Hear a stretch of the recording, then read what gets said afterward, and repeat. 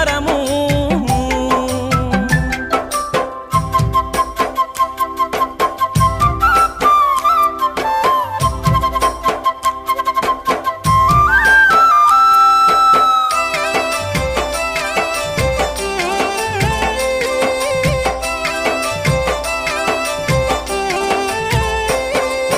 పచ్చి బాలింత ఈ వెచ్చాలు మింగుతూ వల్లు నప్పులు ఉన్న ఓర్చుకొని అమ్మ కక్కి ఎరిగిన పత్తి గుడ్డాల పిండేసి సాకిరిలో అమ్ముళ్ళు సబ్బోలే అరుగును